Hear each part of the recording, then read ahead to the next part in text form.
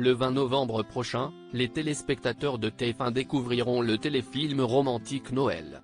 Et plus si affinité, dans lequel Hélène de Fougerolles donne la réplique à Yannick Gautry. L'ancienne actrice phare de la série Balthazar se mettra aussi prochainement dans la peau du personnage central dans Sam, succédant ainsi à Natasha Lindinger.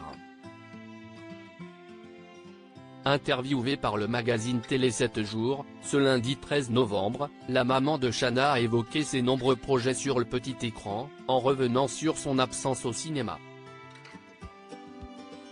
Cash, Hélène de Fougerolles a affirmé « Ce n'est pas à moi que l'on va proposer de beaux et grands rôles dans un film ». Malgré tout, la comédienne de 50 ans a précisé qu'elle ne comptait pas mettre de côté ses envies si l'opportunité se présentait « Je n'irai pas tourner n'importe quoi juste parce que si est du cinéma ». Heureuse d'un point de vue professionnel, elle a déclaré qu'à ce moment, elle ne pouvait pas rêver mieux que les rôles en télévision dans lesquels elle s'épanouit.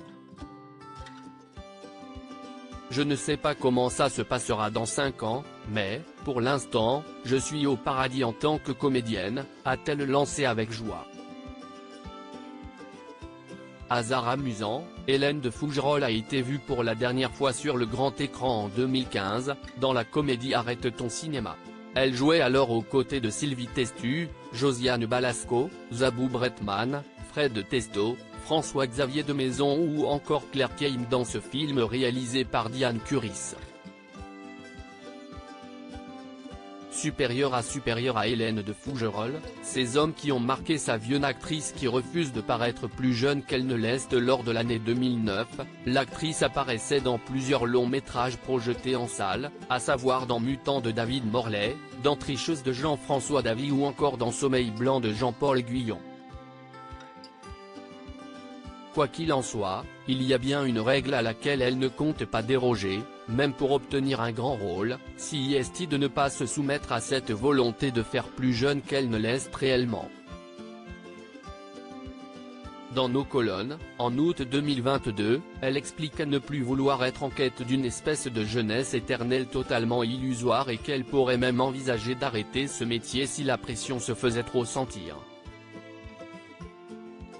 Toute ma vie a tourné autour de cette idée de ressembler à ce que je pensais que l'on attendait de moi, indiquait-elle déjà auprès de Paris Match en août 2020. Article écrit avec la collaboration de 6 médias Crédit Photo, Denis Guignebourg.